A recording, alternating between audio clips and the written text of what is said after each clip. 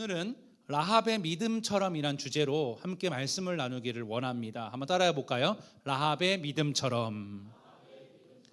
오래전에 TV에 광고를 본 적이 있는데 순간의 선택이 10년을 좌우합니다라는 광고 문구가 나왔는데요. 사실 이 문구는 이런 의도였어요. 좋은 가전제품을 사야 오래 쓴다. 여러분 중에 이런 말 있잖아요. 백색 가구는 땡땡 전자를 사야 된다. 이런 말도 있듯이 좋은 가전제품을 사야 오래 쓸 수 있다는 것 아닙니까? 그런데 인생에는 가전제품을 사는 것보다 더 중요한 결정을 해야 될 때가 많습니다. 결혼이나 어떤 진로의 선택, 학교나 직장의 문제를 잘 해결해야 인생의 10년보다 더 긴 시간을 잘 살 수 있지 않겠습니까? 그런데 우리 인생에서 가장 좋은 선택을 하려면 어떤 내가 좋은 가전제품을 사는 것도 아니고 물질이 많은 것도 아니라 바로 나의 가장 좋은 길로 인도할 수 있는 방법이 되시는 예수 그리스도를 붙드는 것이 중요합니다. 아멘. 인천제일교회 청년부는 지금 가나안의 시즌 앞에 도착해 있습니다.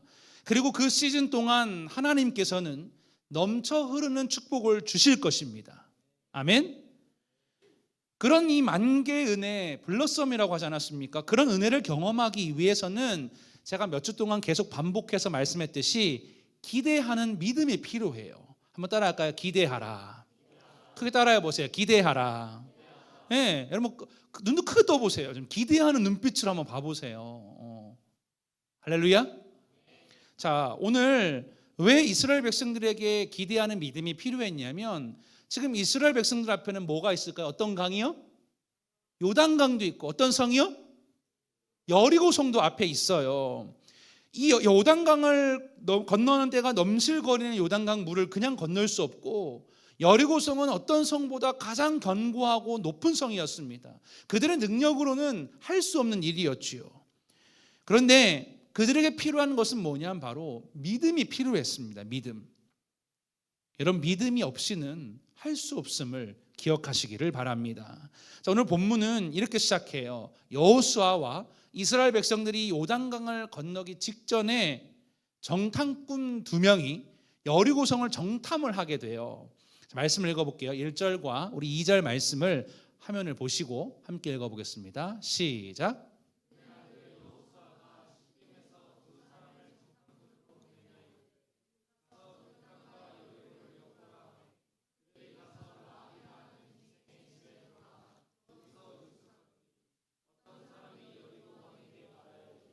보소서 이 밤에 이스라엘 자손 중에 몇 사람이 이 땅을 정탐하러 이리로 들어왔나이다. 아멘. 자, 여리고성은 가나안의 관문이고 교통의 요충지라고 했습니다.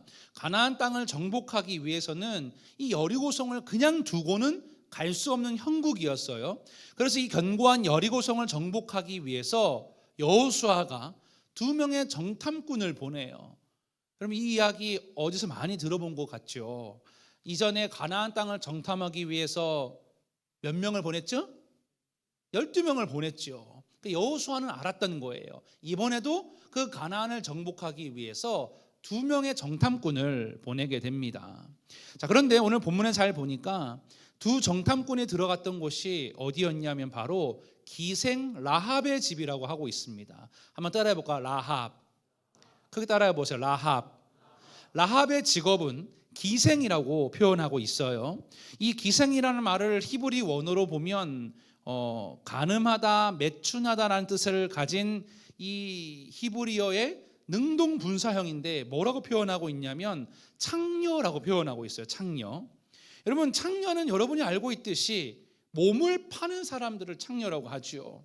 오늘 이 라합도 라합의 직업이 뭐였냐면 몸을 파는, 그러니까 어떤 성적인 것으로 대가를 받는, 그러니까 그녀의 삶이 어땠을지 한번 상상해 보세요.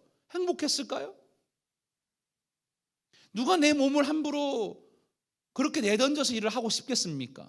그런데 라합은 그렇게 비천하게 살았으니 그의 형편이 어려웠겠지요. 자, 여기서 저는 주목하기 원하는 것은 왜 하필 라합의 집이었을까요? 그 이유는 이렇게 추측해 볼 수 있어요. 정탐을 하기에는 사람이 가장 많이 드나들고 많은 사람들의 정보를 얻을 수 있는 곳이 필요했어요. 그것이 어디였냐면 바로 라합의 집이었다는 거예요. 이 라합의 집에 들어가서 어떻든 정탐을 하게 됐는데 문제가 하나 있다면 그 정탐이 들키고 말았다는 거예요. 그럼 질문해 볼게요. 정탐을 하러 갔는데 들켰다. 실패예요? 성공이에요? 다시 물어볼게요. 실패예요? 실패예요? 실패죠. 정탐을 들켰으니요. 그 가나안 땅의 왕이 정탐꾼이 들어왔다는 것을 보고를 받게 돼요. 그런데 이 라합이 그 두 정탐꾼을 찾아온 군사들에게 거짓말을 하게 됩니다. 그리고 그들은 무사하게 다시 원래 고향으로 돌아가게 되죠. 자, 그런데 돌아가서 이들이 사람들에게 뭐라고 고백했냐면 24절을 눈으로 보세요. 제가 읽어드릴게요. 여호와께서 그 온 땅을 우리 손에 주셨으므로 그 땅의 모든 주민이 우리 앞에서 간담이 녹나이다 하더라. 그러니까 무슨 말이냐면 그들이 두려워 떨고 있습니다. 우리는 정복할 수 있습니다라고 보고를 하게 됐다는 거죠. 한번 지지난주죠. 지지난주의 말씀을 한번 떠올려 보세요. 그들이 왜 두려워했죠? 누가 없어서요? 누가 없어서요? 모세가 없었잖아요. 그리고 그들 앞에 있는 요단강과 여리고성을 봤을 때 너무 두려웠던 거예요. 아마 누군가는 이렇게 얘기할 수도 있었을 거예요. 돌아가자. 못하겠다. 어쩌면 지금 이스라엘 백성들에게는 믿음이 필요한 시점이었다는 거예요. 용기가 필요했겠지요. 그 정탐꾼들이 돌아와서 그들이 두려워 떨고 있습니다. 우리가 할 수 있습니다라고 보고할 때 그들 마음 안에 믿음이 차오르지 않았겠습니까? 여러분, 오늘 이 이스라엘 백성들의 그 믿음과 용기에는 바로 라합이란 사람이 서 있습니다. 라합은 왕에게 이렇게 보고를 하게 되죠. 급히 따라가면 그 사람들을 잡을 수 있습니다. 자, 그렇다면 여러분 한번 여기서 이렇게 짚고 넘어가기를 원해요. 지금 라합은 왕에게 거짓말을 말한 거예요? 진실을 말한 거예요? 거짓말을 말하고 있는 거예요. 거짓말을. 만약 왕이요, 라합이 이 두 정탐꾼을 숨겨주었다는 걸 알게 된다면 라합은 어떻게 될까요? 죽겠지요. 대역죄 아닙니까? 자기만 죽겠습니까? 온 가족이 멸망할 수 있는 아주 위기에 처할 수 있는 상황입니다. 그런데 왜 라합은 그 왕의 편에 서지 않고 이스라엘 편에 섰을까요? 한번 그런 상상해 보면 어떨까요? 여러분, 라합은 그 비천한 삶을 살았던 기생했던 라합은 어떻게 그러한 비범한 결정을 할 수 있었을까요? 정탐꾼을 숨겨주고 왕에게 거짓말을 하게 되는. 그리고 후에 결론부터 말씀을 드리면 이 라합 한 사람 때문에 온 가족이 구원을 받고 예수님의 족보에 올라가는 만개하는 인생이 되었다라는 거예요. 할렐루야. 할렐루야. 더 크게 아멘 해보세요. 할렐루야. 자, 그러면 어떻게 그가 그러한 삶을 살아갈 수 있었느냐? 자, 첫 번째로 한번 따라하세요. 믿음으로 반응하라. 크게 따라해 보세요. 믿음으로 반응하라.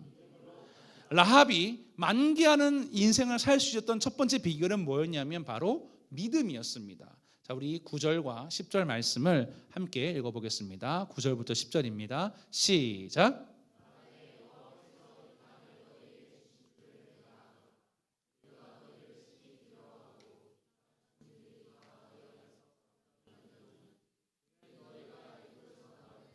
여호와께서 너희 앞에서 홍해 물을 마르게 하신 일과 너희가 여단 저쪽에 있는 아모리 사람의 두 왕 시온과 옥에게 행한 일 곧 그들을 전면시킬 일을 우리가 들었음이니라. 아멘. 구절을 잘 보면 라합의 고백이 정말 멋지게 나와 있어요. 뭐라 고백하냐면 여호와께서 이 땅을 너희에게 주신 줄을 내가 아노라. 할렐루야. 여러분, 사실 이 말이요 정말 대단한 고백이에요. 왠지 아십니까? 사실 지금 라합이 했던 고백들은요 라합이 경험한 일은 아니에요.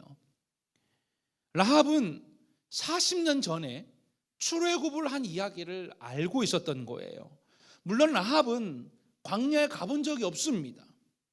그저 들었을 뿐이에요. 아모리에 있는 시온과 옥 왕이 전멸당한 것, 요단 동편이 정복당한 사건을 들어서만 알고 있다는 거예요. 라합은 직접 보고 직접 느꼈던 일은 아니에요.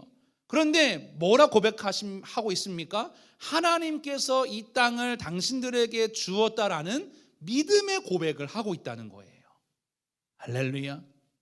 여러분, 라합이 대단한 게 뭐냐면 그냥 지식으로 아는 게 아니에요. 그 아는 차원을 넘어서 단순히 맹목적으로 믿는 것이 아니라 아는 걸 넘어서, 첫 번째 아는 걸 넘어서, 두 번째 자신에게도 그런 구원의 역사가 일어날 것을 동의하고, 다시 말씀드릴게요. 그분이 하나님께서 행한 것을 아는 것을 넘어서, 두 번째 자신에게도 하나님께서 그렇게 역사하실 것을 동의하고, 세 번째 더 나아가 자신과 가족까지 구원할 줄로 주님을 신뢰했다는 거예요. 알고 동의하고 신뢰했다는 것, 여러분 믿으시기를 바랍니다. 그럼 반대로 보세요. 반대로 모세를 조명해 볼까요? 여호수아와 모세를 조명해 보면 여호수아는요 늘 모세를 따라다녔어요. 요즘 보니까 명수를 따라다니는 청년들이 많아요. 찬양팀, 그죠? 여호수아는요 모세를 따라다니면서 하나님께서 하신 일들을 다 눈으로 봤어요. 구름 기둥과 불 기둥도 봤고요, 만나와 메추라기도 먹었어요. 하나님이 도와주시는 걸 다 알았어요. 그런데도 모세가 사라지고 나니까 두려워 떨었다는 거죠. 여호수아는요. 여러분, 우리에게는 믿음이 필요합니다. 아멘. 옆서 이렇게 질문해 보세요. 너에게는 믿음이 있니? 시작. 정말 믿음이 있으세요? 자, 그럼 믿음은 뭔가? 히브리서 11장 1절 말씀 띄워주세요. 제가 읽어드릴게요. 믿음은 바라는 것들의 실상이요 보이지 않는 것들의 뭐라고요? 증거니. 이게 무슨 말이냐면 믿음은 눈으로 무언가 보이지 않는 세계를 볼 수 있다는 거예요. 믿음이란 뭐냐면 보이지 않는 걸 보는 능력이 바로 믿음이라는 거예요. 이런 이야기를 해볼게요. 1800년대 중후반에 미군 해군 장교였던 매슈 폰테인 몰이라는 사람이 있었는데, 이분이 말년에 몸이 너무 불편해서 큰아들에게 성경을 읽어달라고 한 거예요. 뭘 읽어달라고 했다고요? 성경을 읽어달라고 했다는 거예요. 큰아들이 시편 8편 8절 말씀을 읽어줍니다. 들어보세요. 공중의 새와 바다의 물고기와 바닷길에 다니는 것이 나이다. 이렇게 읽었는데 한 번 더 읽어달라고 요청을 합니다. 또 읽었어요. 그런데 이 매슈 폰테인 모리는 어떤 말이 와닿았냐면 바닷길이라는 표현이 와닿은 거예요. 바닷길. 그리고 아들은 이렇게 말합니다. 하나님이 바다에 길이 있다고 하셨으니 틀림없이 깊은 바다에도 길이 있을 것이다. 나하고 같이 바닷길을 찾아 나서자. 이렇게 얘기를 한 거예요. 사람들이, 여러분 생각해 보세요. 바다에 길이 있어요, 없어요? 바다 안 가보셨어요? 여기 소래포구 가면 있는데 바다. 저희 집 월곶 포구에도 바다가 있죠. 그러니까 사람들이요 난리가 나는 거예요. 미련하다. 바다에 어떻게 길이 있냐. 그런데 이분은 창조주 하나님의 말씀에 그렇게 기록되어 있으니 꼭 찾을 거라고 믿은 거예요. 그리고 바닷길을 찾아 나섰는데 결국 이 매슈 폰테인 모리는 바닷길을 찾아낸 거예요. 그리고 인류 최초로 해양 지도를 만들었다는 겁니다. 여러분, 해양 지도가 생긴 이래로 바다를 다니는 사람들이 길을 찾아서 다니게 됐다는 거죠. 그러니까 여러분, 바다도 보이지 않지만 길이 있다라고 해요. 놀랍지 않으세요? 감사해요. 저 두 분만 얘기해 주셨는데, 여러분, 우리가 예수님을 믿는 것도요 눈에 보여서 믿는 게 아니에요. 눈에 보이진 않지만 우리 안에 믿음이 있으니까 믿는 거예요. 아멘. 우리가 믿는 예수님은 눈에 보이지 않지만 여러분, 보이지 않는 주님과의 관계를 맺는 끈이 뭐냐면 바로 믿음이에요. 아멘. 우리는 믿음이 있기 때문에 하나님은 눈에 보이지 않지만 주님을 사랑하는 거고, 믿음이 있기 때문에 여러분이 예배하는 거예요. 아멘. 자, 그럼 어떻게 믿음이 생길 수 있느냐? 로마서 10장 17절에 이렇게 말합니다. 함께 읽어볼까요? 믿음의 원리에 대해서 말하고 있어요. 함께 읽습니다. 시작.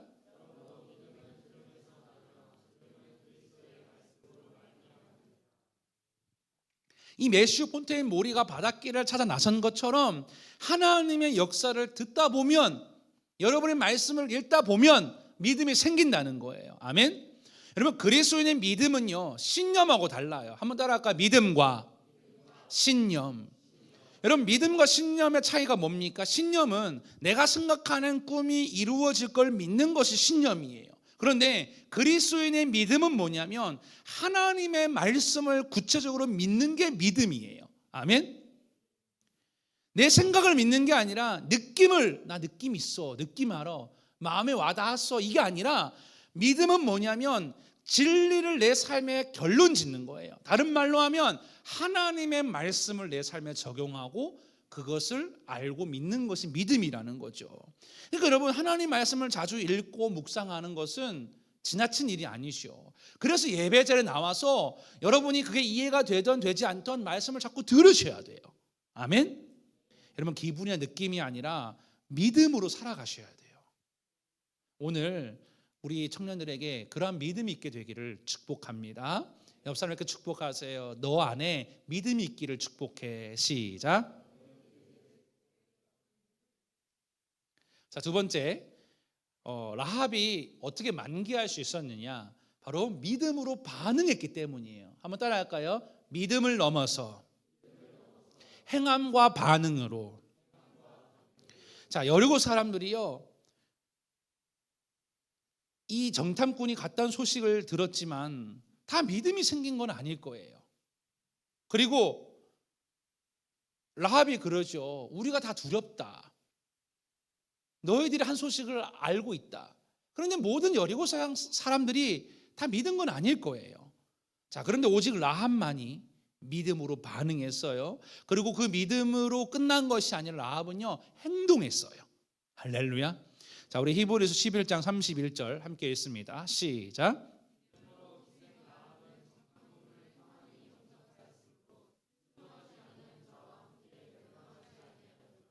라합은 하나님이 누구인지 알았어요. 그리고 그것으로 끝난 게 아니라 자신의 삶을 올인했습니다. 할렐루야.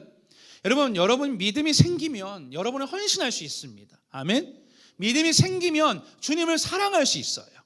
믿음이 생기면 여러분 예배할 수 있습니다. 아멘. 성경에는 이렇게 믿음으로 자신의 인생을 주님께 올인한 사람들이 너무나 많아요. 아브라함 보세요. 아브라함은 전부를 내려놓고 가족과 친척과 아버지의 집을 떠나 가나안 땅으로 갈 수 있었던 비결이 뭐냐면 믿음이었어요. 노아가 비도 안 오는데 비 안 내렸잖아요. 처음에는요. 날씨가 맑은데 자신의 전부를 들여서, 하나님이 저축통장에다가 비용 주면서 방주 지으라 한 거 아니잖아요. 자신의 전부를 들여서 나무를 깎고 시간을 들이고 비난을 감수해서 방주를 지을 수 있었던 이유는 뭐냐면 그 안에 믿음이 있었던 거예요. 이 아브라함과 노아는 믿음이 있는 것으로 끝나는 것이 아니라 그거를 행동으로 옮겼어요. 아멘. 아멘.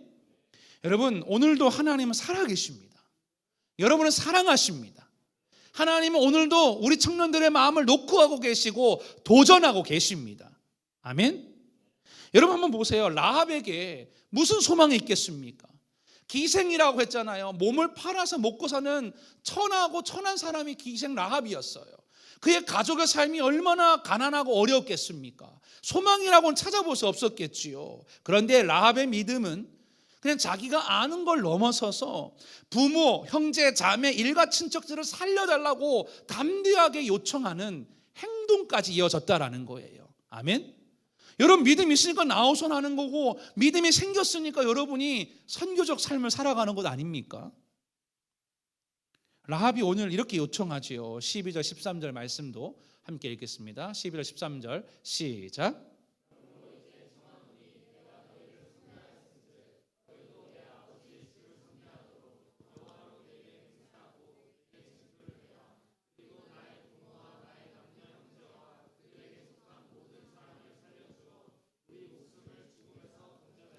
라합은 그냥 하나님을 아는 믿음으로 끝나지 않았어요.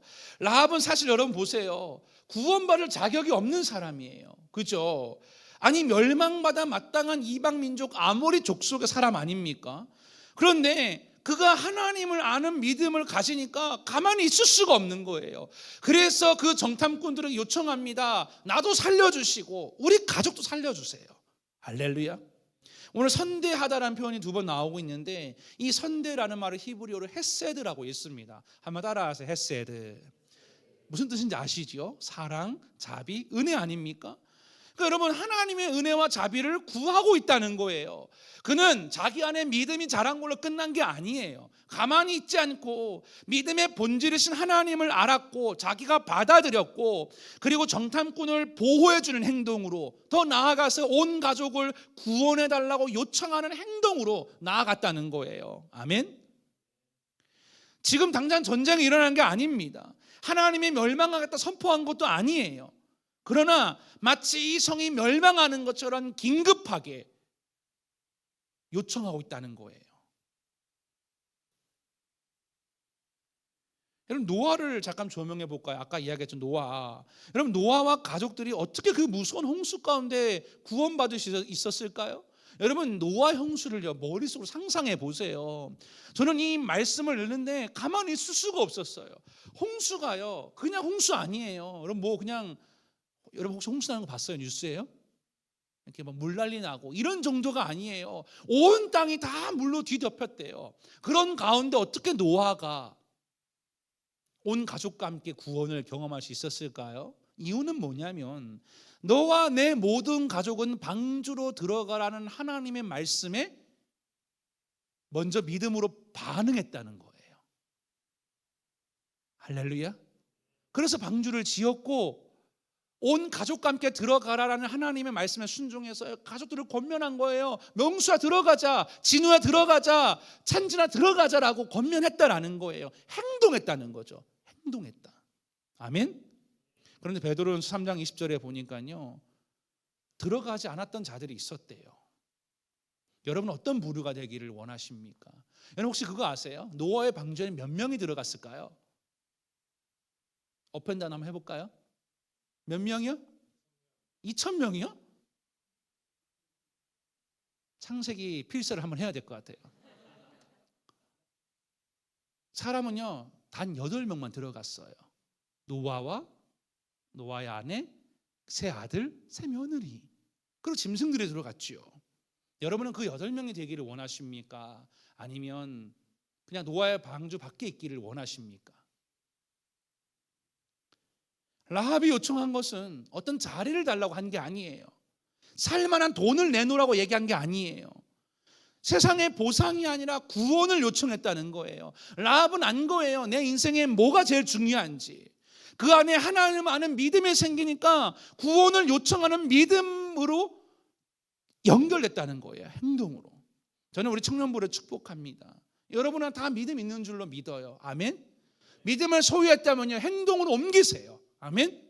순종하십시오. 예배하십시오. 찬양하십시오. 사랑하며 살고 용서하며 살고 전도하고 선교하고 물질을 드리고 행동해야죠. 그냥 아멘하고 좋아서 앉았다 집에 가는 걸로 끝나면 안 돼요. 여러분 인생이 만개하기를 원하십니까? 여러분 인생에도 블러썸 꽃피는 인생이 되기를 원하십니까? 그렇다면 행동하셔야 돼요. 자, 옆 사람 이렇게 축복하기를 원해요. 행복의 비결은 믿음으로 행동하는 것이다. 앞뒤로 다시 인사하세요. 믿음으로 순종합시다. 자, 마지막으로 라합이 인생이 만개할 수 있었던 이유는 뭐냐면, 이게 정말 중요해요. 자신의 소속과 정체성을 분명하게 알았기 때문이에요. 한번 따라할까요? 소속과 정체성. 자, 우리 18절 말씀을 화면을 보시고 함께 읽겠습니다. 시작. 이거 말고요. 18절 말씀이요. 자, 시작.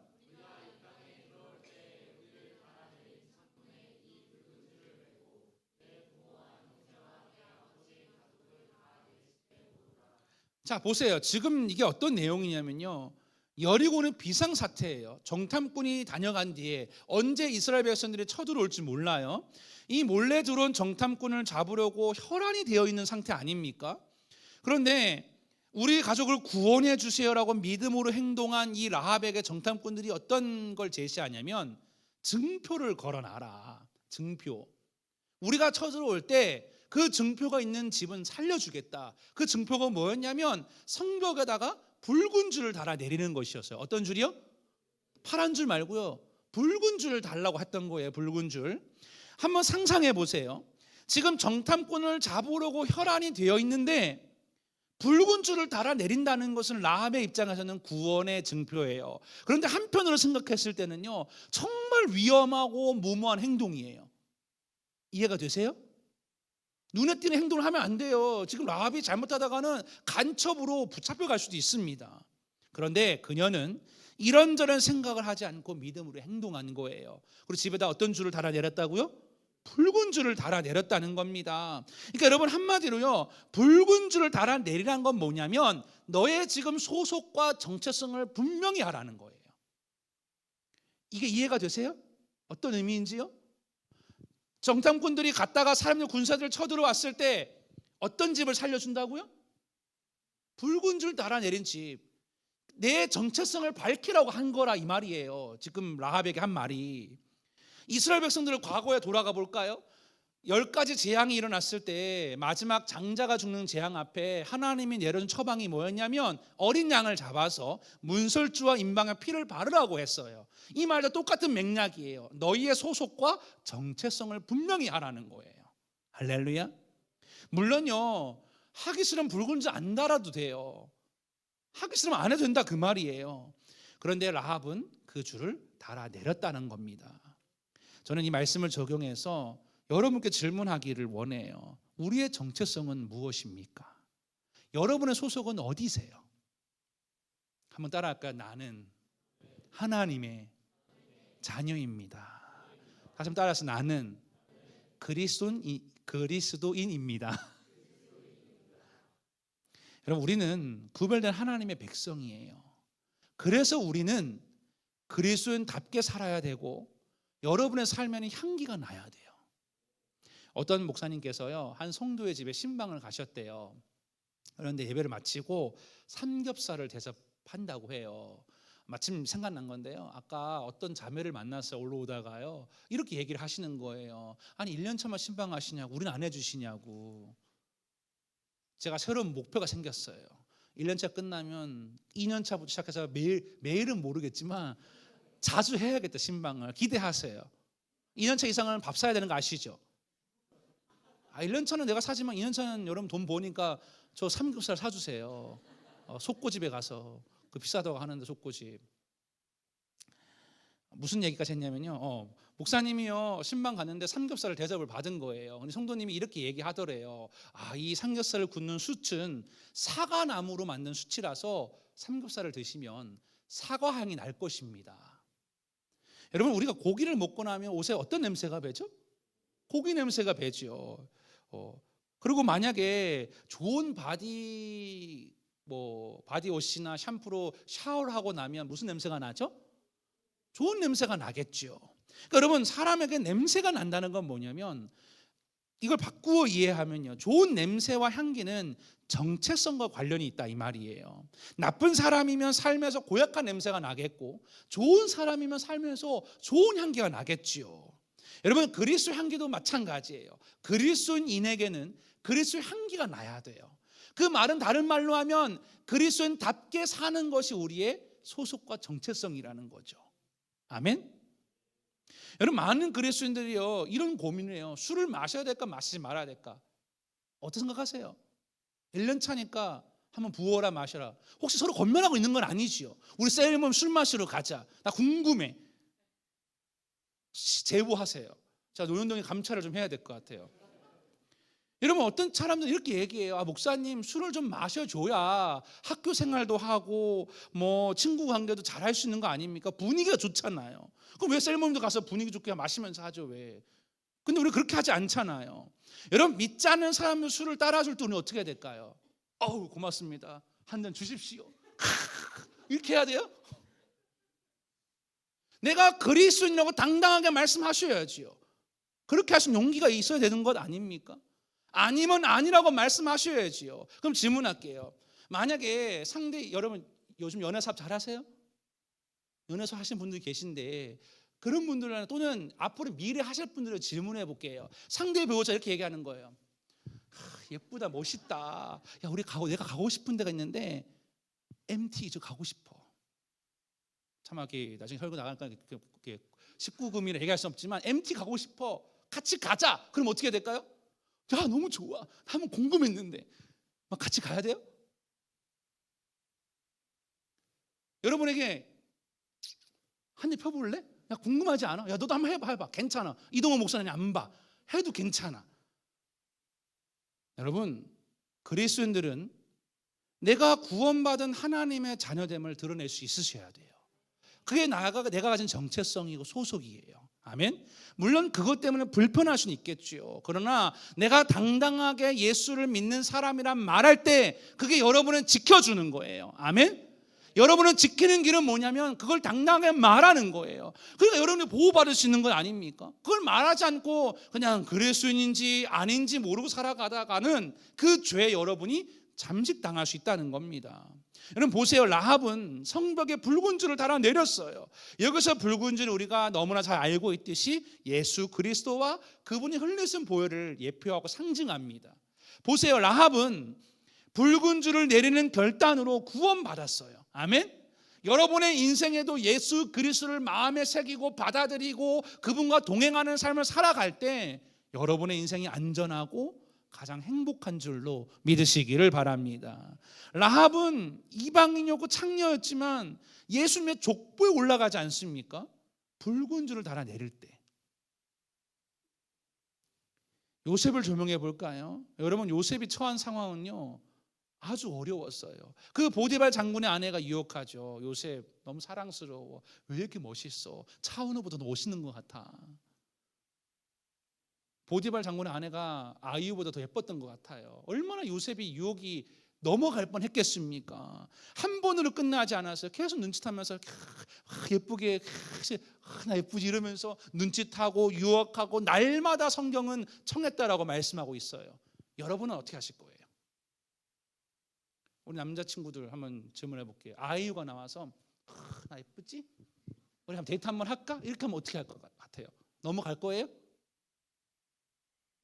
그러면요 우리 자매님께 물어볼게요. 차은우가 왔어요. 멋진 옷을 입고 슈퍼카를 끌고 와서 효빈아 타. 청년법에 가지 말고 같이 가자. 그럼 어떻게 해야겠어요? 좋아 이런다고요? 청년법에 들어야 되는데요. 그 청년법 어떻게 해요? 회개하셔야 될 것 같아요. 농담이고요. 요셉은 그 가늠한 현장에 넘어갈 수 없었어요. 왜냐하면 하나님 백성으로 할 수 없는 일이라고 생각했던 거예요. 아멘. 이게 바로 요셉의 정체성입니다. 나는 하나님의 백성이다. 할렐루야. 모세를 조명해 볼까요? 이 말씀 읽고 말씀 마무리할 텐데요. 히브리서 11장 25절 26절도 읽어볼게요. 시작.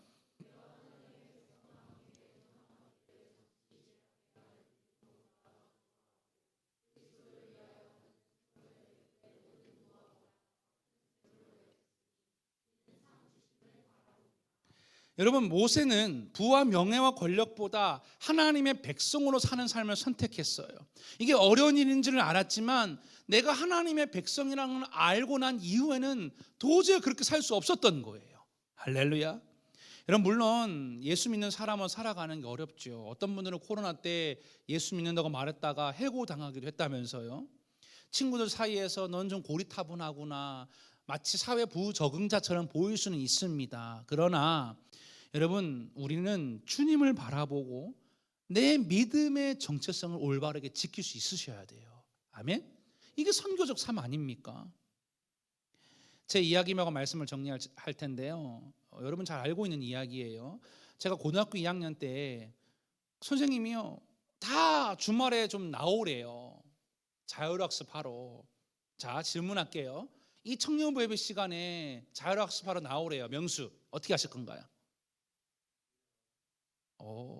은여가 회사에서요 100만 원을 임금을 상승해 준대요. 그러면 청년부에 나오라고 나가야 될까요? 아니면 100만 더 받고 회사로 가야 될까요? 감사해요. 2,000명 아까 대답 많이 했어요. 여러분 저는 이런 마음이었어요. 내가 그래도 하나님의 자녀인데 예배가 먼저지 하고요. 그냥 예배를 갔어요. 예배를 드리고 월요일에 이제 학교에 갔지요. 교무실에 안 온 사람들은 다 교무실에 오라는 거죠. 그래서 책상에 올라가서, 여러분 장부채 아세요? 장부채 중에 동그란 거 달린 거 말고 그 얇은 거 있잖아요. 발바닥 10대씩 맞았어요. 얼마나 아팠겠습니까? 선생님이 경고하는 거예요. 다음 주 또 보겠다. 또 부를 테니 자율학습을 꼭 해라. 전 어떻게 했을까요? 타협했을까요? 예배 갔지요. 물론 가긴 갔어요. 예배 다 끝나고. 예배 끝나고 다 하고 봉사 다 하고 가긴 갔는데 월요일에 또 불림 받은 거죠. 처음에 왔던 사람들보다 훨씬 많은 숫자가 줄었어요. 또 혼났겠지요. 이게 여러 번 반복이 됐어요. 그런데 놀라운 건 뭐냐면 선생님께서 어느 날 저를 부르시더니 인정하셨어요. 너는 진짜 교회 다닌 사람 같다. 너는 자율학습 내가 빼주겠다. 남의 이야기 좀 이렇게, 전 저에게 큰 은혜와 관증이었는데 별로 감격스럽지 않나 봐요. 여러분, 저는 그래서 주말 학습을 빼게 됐고 학교 내에 있는 믿음 있는 그리스도인으로서 칭찬받게 됐어요. 뭐 어떤 말씀을 드리려고 하냐면, 여러분, 우리 예수 믿는 성도들은 내가 원하는 자리에 올라가기만 하고 내가 즐겁고 행복한 삶을 누리기보다 그게 좀 불편할지라도 그리스도인의 정체성은 올바로 지키셔야 돼요. 누군가가 술을 따를 때 나는 예수 믿는 사람과 마시지 않는다라고 결단하셔야 되고, 누군가가 나를 성적으로 유혹할 때 아니라고 말할 수 있는 용기가 있어야 돼요. 아멘. 부당한 돈을 제안할 때 아니라고 말할 수 있어야 되고, 뭔가 부당한 일을 여러분에게 제안할 때 나는 예수 믿는 사람이라니까 할 수 없다라고 분명히 말씀하셔야 됩니다. 아멘. 여러분, 그게 바로 인생의 만개하는 비결이에요. 그런 삶을 살게 되시기를 주님의 이름으로 축복합니다. 말씀을 정리할게요. 포기하고 거절하는 거 무모해 보일 때가 있지요. 그러나 그렇지 않습니다. 성경을 보세요. 모세는 그 자기의 권리를 포기하고 주님을 따를 때 이스라엘을 이끄는 구원자로 쓰임 받았어요. 아브라함은 하나뿐이 없는 아들을 드릴 때 그의 삶이 만개했어요. 다니엘은 사자굴 속에 들어갈 수밖에 없는 상황이었지만 그럼에도 불구하고 기도할 때 사자굴에서 건진받았어요. 아멘. 저는 여러분 모두가 믿음으로 행동하기를 원해요. 믿음으로 나의 정체성을 지키기를 원합니다. 아멘. 우리는 이제 요단강을 건너가야 돼요. 여리고성을 돌파해야 됩니다. 저는 우리 청년들이 요단강 앞에서 또 여리고성 앞에서 그냥 주저앉고 뒤로 퇴보하는 사람이 되는 것이 아니라 돌파해서 앞으로 나아가게 되기를 축복합니다. 오늘 이 라합의 용기를 본받으셔서 예수님 안에 들어가는 인생, 그래서 꽃이 활짝 피는 그런 인생들이 되시기를 주님의 이름으로 축복합니다.